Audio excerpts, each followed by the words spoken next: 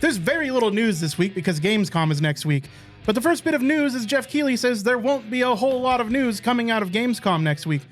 So what we're going to talk about is Phasmophobia's upcoming update, Star Wars, Mountaintop, Armored Core 6, and Baldur's Gate 3. Nick here, and although there's not a lot of news coming out next week. Hi, I'm Josh, and I want to apologize. And I'm Andy. This is Video Game Tango.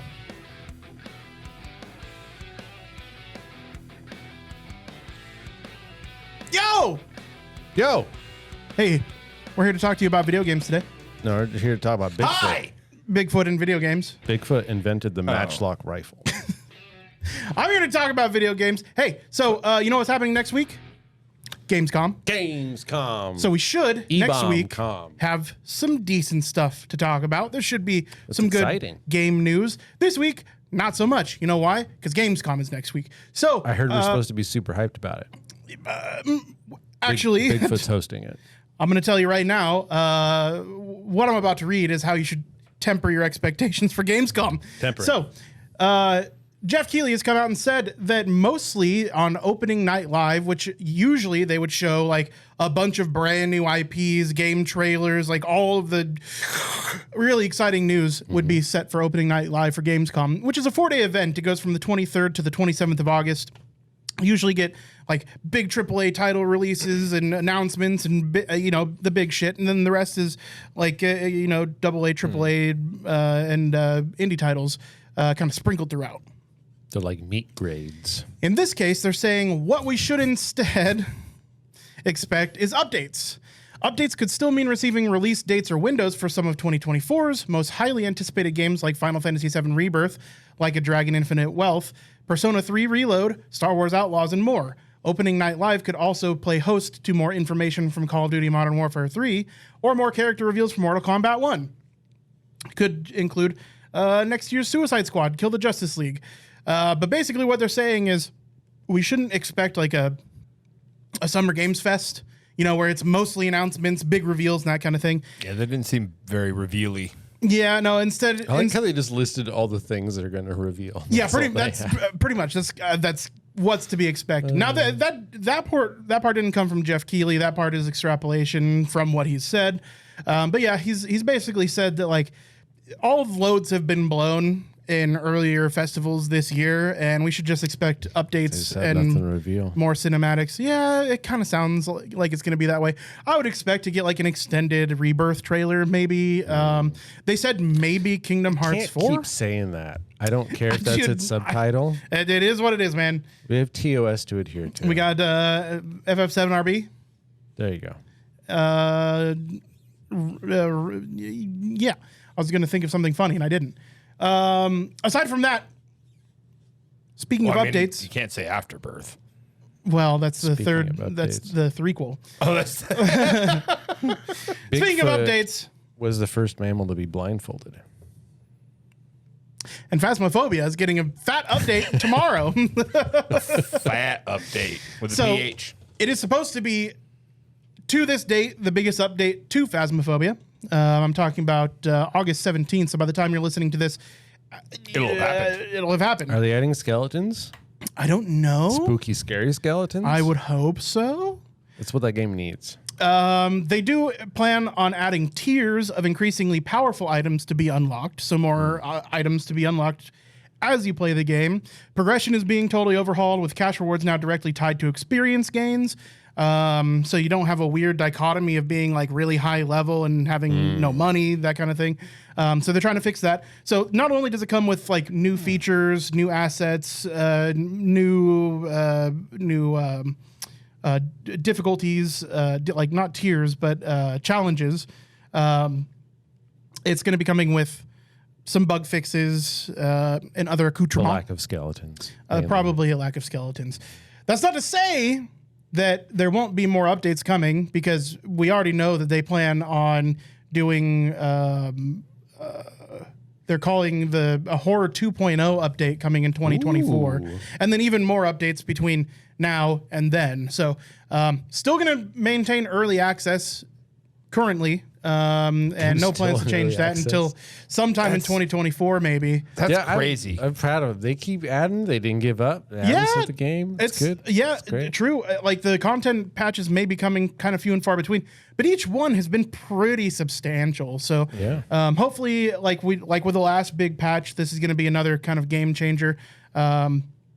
I'm especially hoping to see a lot more challenges. There were some new challenges that came with the last big update, but I'd like to see more challenges. I would like to be able to get more done in a single scenario because I really like Phasmophobia. But once you learn the formula, once you kind of have everything down, it just becomes fairly repetitive. You need more than one spirit per map. Agreed. I think you need Extra spirits. extra spirits. I think like specific character hauntings or maybe possessions would be really cool. I know that there are games that are already doing that. Like you have other games that have effectively taken the Phasmophobia formula and then iterated upon it already. Being that Phasmophobia has been out for like 3.5 years at this point.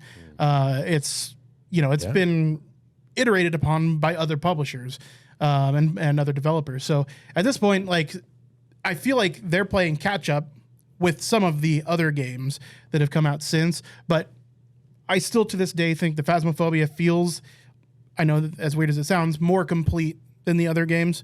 So I am looking forward to this content patch. Hopefully they continue to add more and more, and I'd like to see more player interaction with the haunts instead of like the haunt just comes to you and you die. I'd like to see like maybe some challenges dealing with that. Tea time. Dude, Quick that time would be events. that'd be fantastic. To be honest, if it was like a little kid and you could placate them with like tea time or something, that'd be great. Some Baldur's Gate shit right That's there. some Baldur's Gate shit right there, which we will get to towards the end of the show. But for now, Nick, hit us with a fact. Bigfoot has an extra set of tibias for emergencies. Josh, talk about Star Wars. All right. So Star Wars is no stranger, is no stranger to a video game adaptation. Almost said to love. Oh. It's right there, hanging in the air. Low fruit.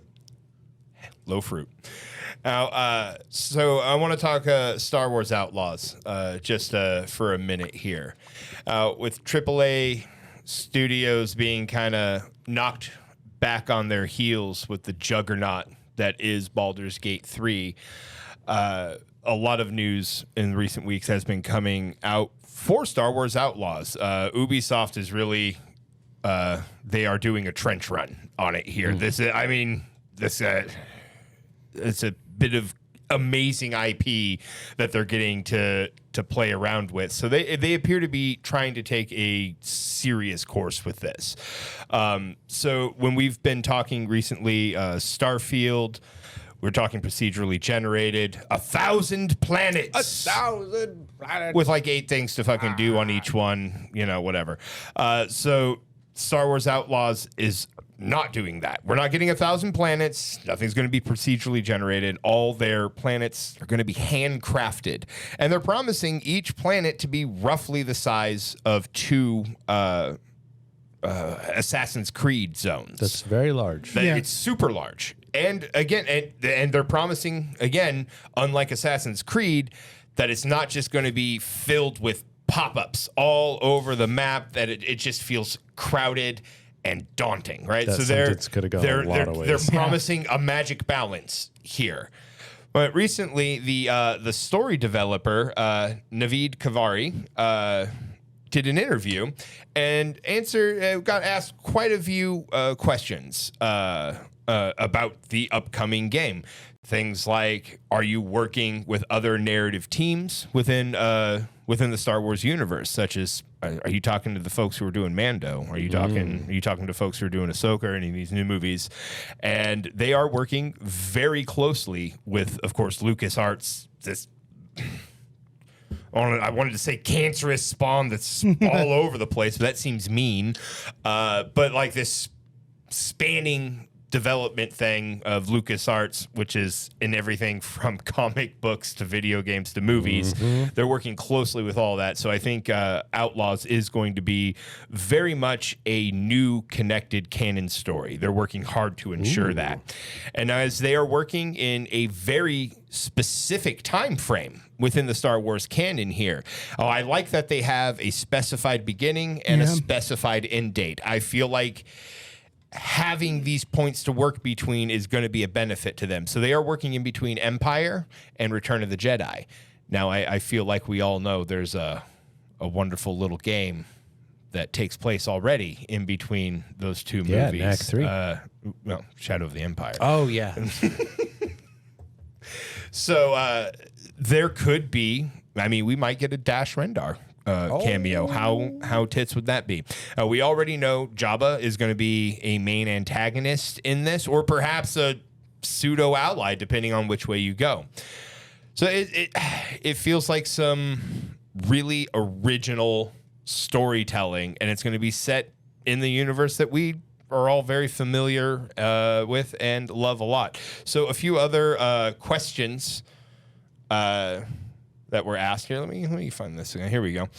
In what ways? So there's again, much like we've seen in RPGs recently, this branching dialogue idea. How much is this going to change? So because it's set between two very specific points of the story, how much agency are you going to have as a player? How much can overall your decisions affect the story of this game? And the creative director here is claiming that you are going to have quite a bit of agency. Now, overall, the story has to end a certain way, but there are a few beats to get there. And how you wind up there is it's going to be granting you that agency there. So are you going to be a friend of the Pikes? Are you going to be an enemy? Are you going to be checking into this new Ashiga clan? Now, this clan is completely made up, but again, they're working with LucasArts, so we might be seeing the Ashiga clan. I think a she-duck. A she-duck. Ashiga. I might be mispronouncing that, but I'm done. Doing my best. But that is a clan that has been made up for the video for Star Wars Outlaws. But again, with such a close interconnection working there, we might be seeing them come into some of the future stuff here. That is exciting. It is. I mean, Ubisoft they've tricked me many a time over the year. Now they have given me. They have given me some fun stuff to play too. Sure. I don't want to just dump on them, but recently the last couple of Assassin's Creeds have just ass Creed. Yeah, they've gotten me. They got me.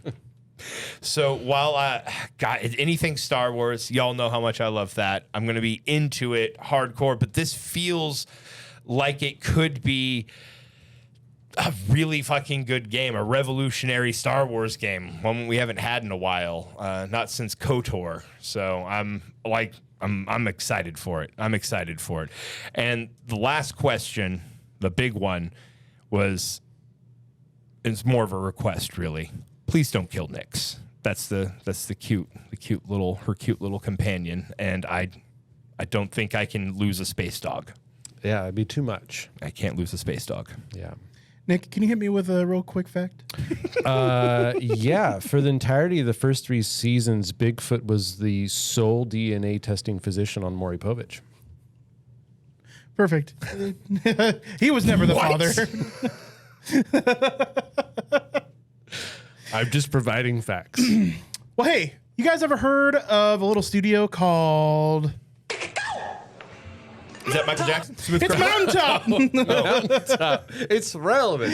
Yeah, it's relevant. That's why I pulled that up today, guys. Okay. So, amazing. Yeah, there's a new studio popping up. They've been around since 2020, but they've just announced that they're almost ready to launch in the first playtest their first competitive shooter. Oh, is this like a repop? They Repop? popped up multiple times. It's been 3 years. What? No, it's a. He said they should have in 2020, but they're popping up. They became a company in 2020. Oh, okay. So is this their first game? So this is going to be their first game. Ooh. Now it's totally unclear as to how this is supposed to play, except we don't even have a working title for this game yet. There's a little bit of art. Okay. There is, we know that it is a competitive PvP shooter, and we know that it is comprised of former Riot, Activision Blizzard, let's see here. Okay. More employees from other places. So basically, an experienced team that came together in 2020 decided they wanted to make a competitive first-person shooter. Okay. That's all we know so far. The only news that I have on that, though, is we do have a little something to play here. It's really not much. It's a little teaser. Ooh. The interesting thing about this, though, is they're going to be playtesting this without a working title, like in a couple weeks. So the 24th and 25th, they're having a playtest that you can sign up for now. And I am particularly interested in it because it looks like all the art that I've seen looks like a fucking anime. And That looks pretty cool. apparently, like, these are all like this is in-game footage that we're looking at right now. Has kind of that cel-shaded vibe, and all of the art direction for it looks very like late 80s, early 90s, Ghost in the Shell, Akira style buildings and cities, and like the architecture all looks very Japanese cyberpunk, early 90s, late 80s. And the aesthetic looks really cool.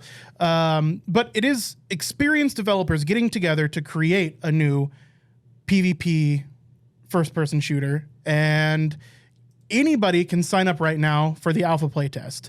So, Interesting. yeah, if you go to mountaintop.gg/playtest, you can potentially get in on this.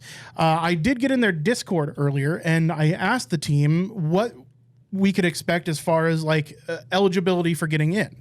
They said that they plan on doing a very large. Now they gave me kind of a gray answer. They said they plan on doing a very large scale playtest, and that's even without an operating title. This game is as close enough to ready that they are calling it an alpha playtest, and they're ready to start showing it off to the world, despite not even knowing its name yet. So I, for one, am just kind of excited to see that there is a new IP coming from experienced developers. Always down for And that. yeah, and a new development team. No idea on the publisher yet, even. Like, this is just, they're going to just be releasing this playtest on Steam for those that are eligible. So I say check out mountaintop.gg/playtest and get in on it. You are required to sign an NDA. So we won't have any news on this after the first playtest, if any of us are able to get in. But A name deciding agreement. yeah, no, a non-disclosure agreement. So you can't stream it. You can't show any images of it. Like, you can't even discuss it publicly. Is what the NDA says. It's No a pretty leaks. It's a pretty boilerplate NDA for really early access game. But if you want to check out like a new competitive shooter, which sounds cool, looks cool, then mountaintop.gg/playtest to get in on that and do a sign up. Nick, can you hit me with another fact? Bigfoot is the primary contributor to the Great Pacific Garbage Patch. Ah, fantastic. Damn, that does seem pretty cool. An experienced dev team. Hopefully, Garbage. Yep. Sorry. Yeah, me too. Yeah. hopefully, New team, new people, new yeah, game. man, that'd be kind of cool to get in on, even if I couldn't talk about it for a while. I saw him mention both Overwatch and Apex in the little video that they were talking about there, talking about wanting a game where you could spend 10,000 hours, which is how long it takes to become a master in any skill is 10,000 hours. If you spend 10,000 hours and still feel like there's more things to master. Now, unfortunately, I will never truly be good at the game because I am not young anymore. Yeah, right. That's impossible. But it'd be fun to have a new Overwatch something to play. I am going to put it on the teppanyaki. Just throw it out there, sizzling.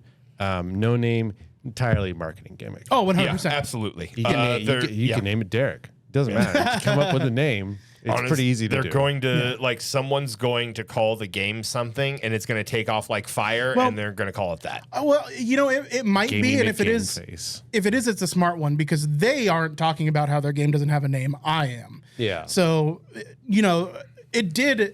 it did strike my mind that, they're putting this game out without a name. That may be because they actually just haven't settled on a name yet. There might be internal conflict as far as it comes to names. Who knows? But you're right. It is probably a marketing tactic. At the end of the day, ever think of a public test of a game that didn't have a name. Yeah, or at least some kind of working this title. Public, yeah. Now, that they may have one by the time the playtest launches. I assume they have to have a working title to put it on any marketplace. Pretty much, because those marketplaces, you need a name. it has to be searchable, right? Yeah. So at the very least, I expect they'll have a name by the 26th, which is the first day of the test. So, or I think it might be the 24th. Let me get you reliable information here. Bum bum bum. Bigfoot was the first person to coin the term weft and weave. Bigfoot's hair cures folliculitis. August 25th and 26th. Sorry, I have like 6 tabs open for this game. So it's fine. I know a lot of stuff about Bigfoot, so yeah, I can for sure. I can fill space. I appreciate it. One more quick one before we go back to Bigfoot facts and Josh. We have new PC requirements for Armored Core 6. Ooh, They're out. They're out. Released. And they're surprisingly conservative. I would say that I read them. Those seem very reasonable. Yeah. So this is with ray tracing on. The minimum specs are going to be an i7 4790K, a Ryzen 7 1800X, Intel Core i5 8400, or a Ryzen 5 2600. Relatively low minimum specs for what looks like a really pretty game from everything that I've seen so far. All of the recommended SKUs here are 12 gigs of RAM. So no matter what, whether you want to be playing with ray tracing or without, you're going to need at least 12 gigs of RAM. I would hope most of us have 16 gigs by now. That's kind of become the gaming standard for the last few years. So 16 gigs, you should be fine no matter what, graphic fidelity you're playing it on. But even with ray tracing on, the minimum requirement is an RTX 2060 or a Radeon RX 5600, both fairly low-end graphics cards at this point. And even the recommended is just an RTX 2070, a Radeon RX 6650, or an Intel Arc A770, which is interesting because they're acknowledging Intel's graphics cards, which nobody else is at the time. Without ray tracing, though, the standards are even lower. So the minimum specifications are Intel Core i7 4790K, essentially all the same processor specs that we saw in the previous slide here. Again, recommended and minimum specifications are 12 gigs of RAM, no matter what graphics fidelity you're playing on. But minimum requirement for GPU is only a GTX 1650 or a Radeon RX 480. Now we're talking like several generations old graphics cards at this point. Like just for not ray tracing. Yeah, we're talking graphics cards that came out in like 2015. So excellent job if you're getting the graphics fidelity that we've been seeing in the trailers and the gameplay that we've been seeing so far, then the optimization must be fucking phenomenal here. Because the recommended specs without ray tracing are still a Core i7 7700. We're in the 13th generation. Like we're talking like an 8-year-old set of processors here. Very impressive. A Ryzen 7 2700X, that's 3 generations ago for Ryzen. GTX 1060 to see a 1060 card in recommended specifications for AAA game right now at all is fucking bananas. Like unless you're talking 1080 Ti, that's fucking crazy. Otherwise, you can go with an Intel Arc A750, which is like a $250 graphics card right now, or an AMD RX 590, which at the time of writing, Best Buy sells for $150. Ooh. Yeah, so that's recommended specifications. Now, this is all for 1080p. It's going to scale up more if you're going to go 1440p or 4K. But you can play this game on a toaster apparently, because like my toaster has a 1080 Ti, so like that's a little mind-boggling to me. So,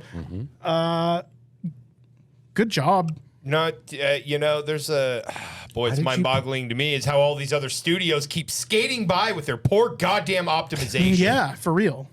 Very true. Why did you put a 1080 Ti in your toaster? I didn't have any other use for it. Oh. Josh? Speaking of getting things right and being worried about it, Baldur's Gate 3, guys. Are you running out of juice?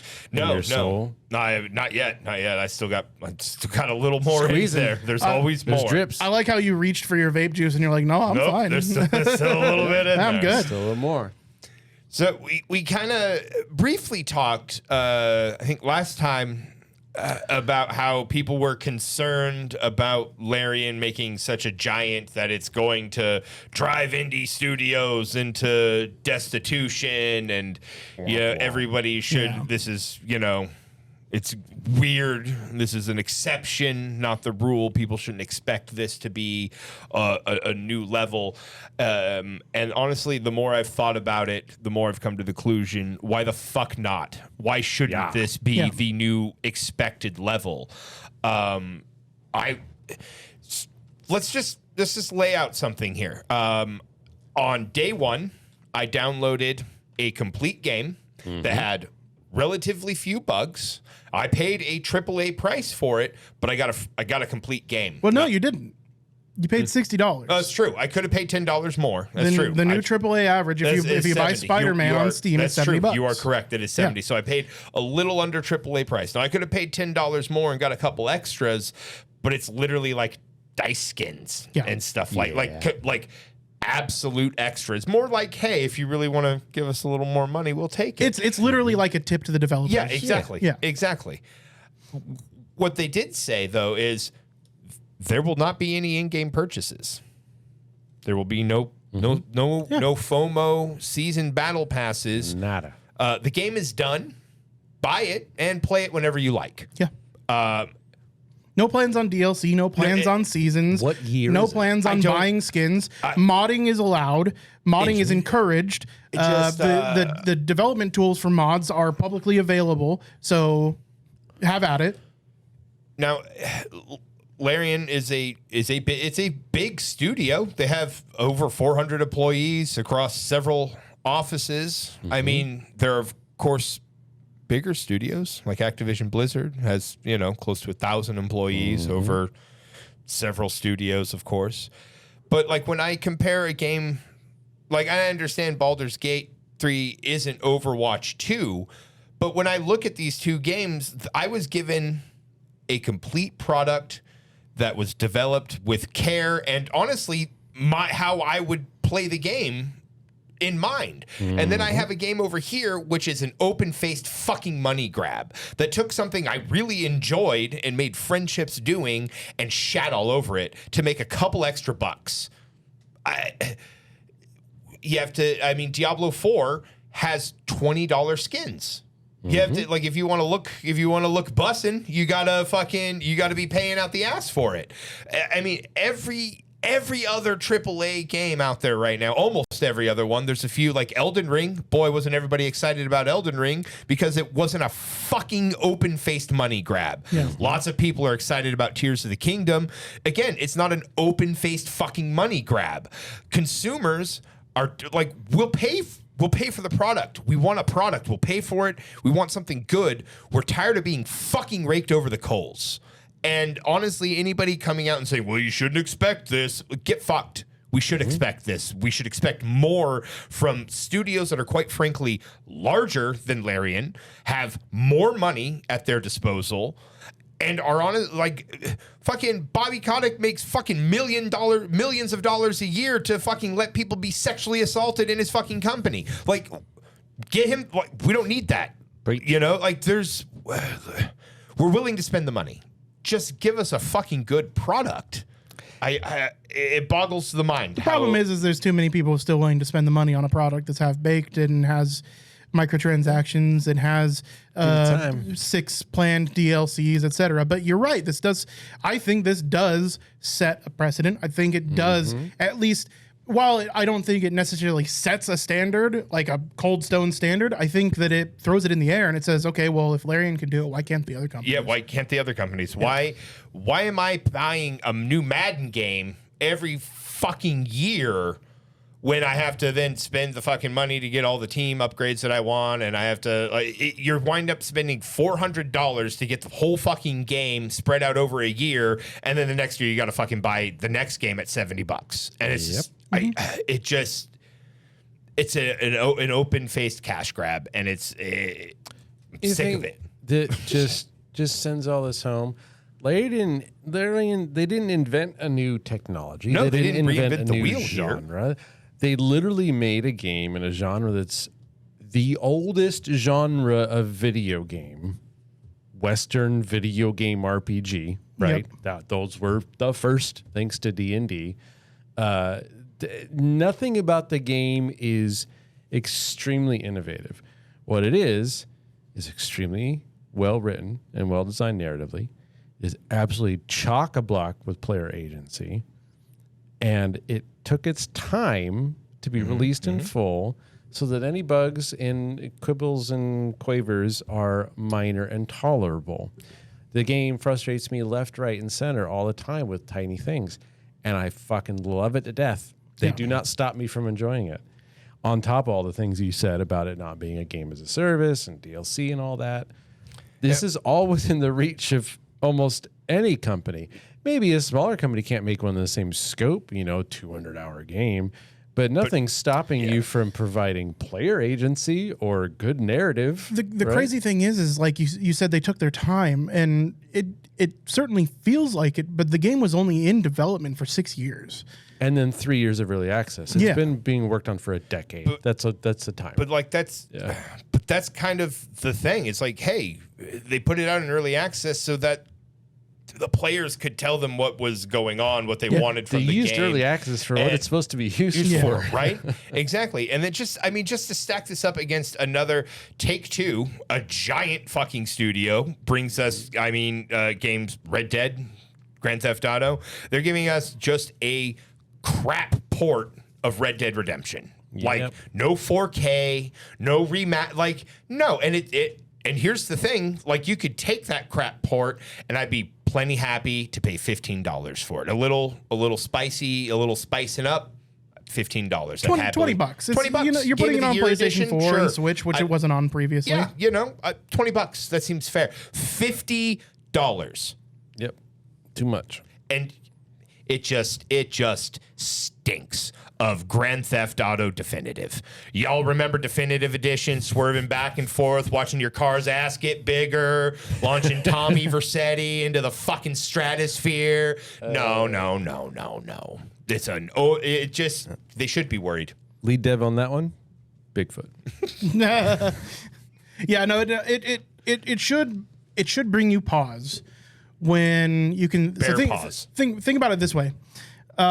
If you own an Xbox Series X, you can buy the Red Dead Redemption that Rockstar is re-releasing at $50 for like $5 in a bargain bin.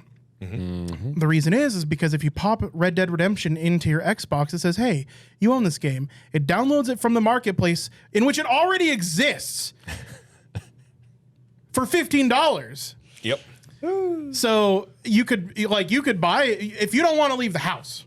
Don't buy it for $15. Yep. So say you want to get into Red Dead. Yeah, get the Game of the Year edition for $15. It comes with all of the DLC, the online components, the zombie portion of it. The whole thing comes out with all the content that was ever released for Red Dead for $15. Or you go down to your local game store. You find a used copy for like $2.50.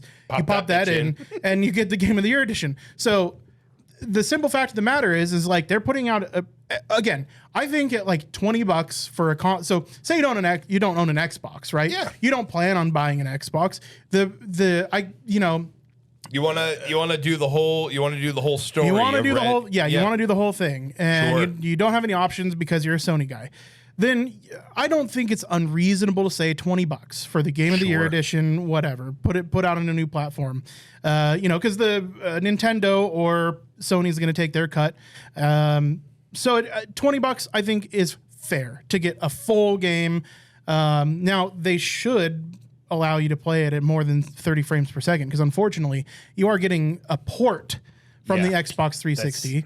Which is, again, a shame, because right now, if you were to buy that on the Xbox Marketplace on your Xbox Series X or S, you'd be getting the 60 frames per second interpolated version, which is already better than the one that you're going to buy at $50. So it's just a fucking shame that... The real shame is because with a little bit of work, they could take Red Dead 2's engine, which all that space that you play in Red Dead 1... is in Red Dead 2 in the online version. Ambrino or Ambaro, whatever, McFarland Ranch, all of that space. It's already in Red Dead 2. They could literally, they have all of the assets that are most of them that are gonna be in Red Dead 1 are in Red Dead 2. All of the main. So all of your main villains that you go after as John are all in Red Dead 2. You can just literally age them up a little bit and port them over. I don't trust Rockstar with a remaster of their games. I know. Apparently not. But that's the thing is it boggles my mind that there's a better version right there that they could literally do a little bit of work with. And they're not willing to. They're just going to port over, and it's going to be a port at that. That's not a little. A remaster is not a little bit of work. Okay, that's all right. When it's a little bit of work, you get something like the complete Grand Theft Auto collection that came out not long ago. That was a hot piece of garbage. Yeah, that's what a little bit of work does. Or the Okay, that's Warcraft true. 3 remaster, where they just made the game actively worse in every regard. Yeah, that's what you get when you don't put care into something. Yeah. So I understand why they wouldn't want to do a Red Dead remake. I totally get that. But if they're going to put the same game out again, it shouldn't be $50. No, I mean, that's the crux. No, of it. exactly. The $50 is $50 that is the crux of it. It's literally, yeah. It's already been out. Put your It's been game out for again. years. Make it more accessible and cheaper. Come on, let's get real. Let's get real. Speaking of real, Bigfoot can hear AstroTurf. All of it.